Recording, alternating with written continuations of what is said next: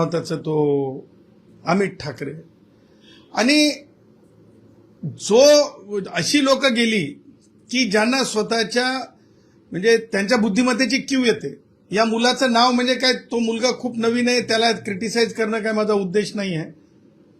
परंतु तो मुलगा इथून जाताना काय म्हणाला होता की दीपक नावाच्या व्यक्तीला माझा पाठिंबा नाही, पण सोनम वांगचुकांना पाठिंबा आहे.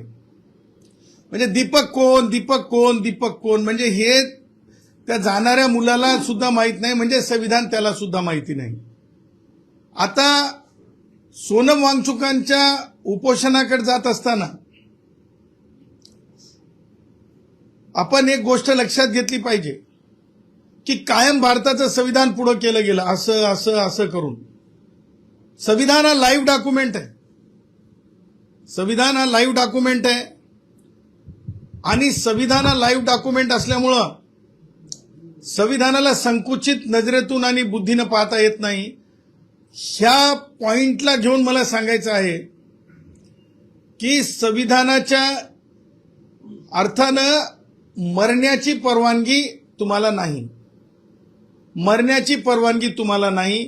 राईट टू लाईफ आहे. राईट टू लाईफ ही डिग्निटी आहे. मृत्यू पश्चात डेथ बॉडीची अवहेलना होऊ नये हे सुद्धा आफ्टर डेथ तुमच्या बॉडीच्या संबंधानं तिचा आदर राखला पाहिजे हे सुद्धा राईट आहे. आता राईट टू सायलेंट सुद्धा आहे. मला बोलायचं नाही हा सुद्धा राईट आहे.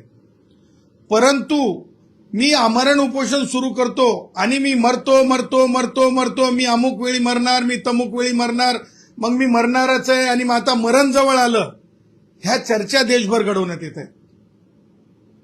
आणि ह्या चर्चा का घडवल्या चालल्यात तर ह्या चर्चेमागे पॉलिटिकल अजेंडा आहे. प्रत्येकाला आपल्या डेमोक्रेसीमध्ये अजेंडा मांडण्याचा अधिकार आहे, त्याच्याबद्दल म्हणणं नाही.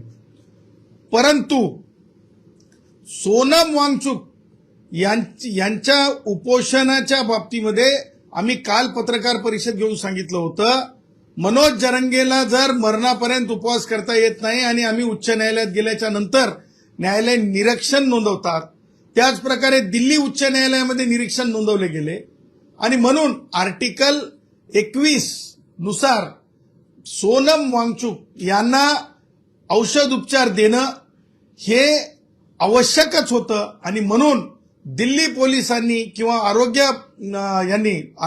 अधिकाऱ्यांनी जी त्यांची काळजी घेण्यासाठी त्यांना ताब्यात घेतलं त्या गोष्टीचं मी स्वागत करतो. कारण वन्स अ लाईफ असं अनेकदा म्हटलेलं आहे.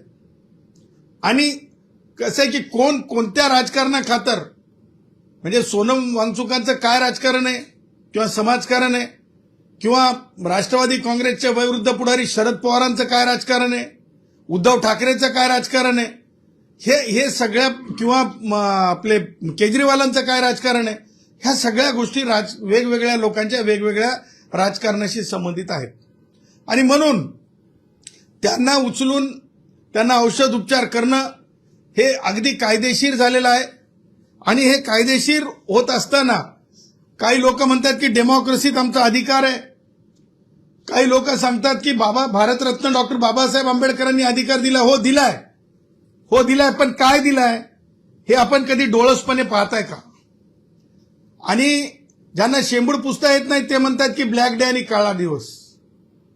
ब्लॅक डे आणि काळा दिवस तो होता जेव्हा पुना पॅक्ट भारतरत्न डॉक्टर बाबासाहेब आंबेडकरांना बॅरिस्टर एम के गांधीजींनी उपवासाच्या नावाखाली एका प्रकारे मी तर म्हणेल एका प्रकारे एक आयुष्य समोर ठेवून इमोशनल ब्लॅकमेलिंग केलं तर काय. आणि म्हणजे खऱ्या अर्थानं म्हणजे ज्याला म्हणतो अनुसूचित जाती जमातींचा स्वतंत्र मतदारसंघाचा हक्क हिरावून घेऊन खरे लोकप्रतिनिधी येऊ नये म्हणून उपवास केला. आणि ती शृंखला जी आहे उपवासाची ती अत्यंत निष्ठुर आहे. ती या देशाच्या डेमोक्रेसीला काळीमा फासणाऱ्यासारखी आहे.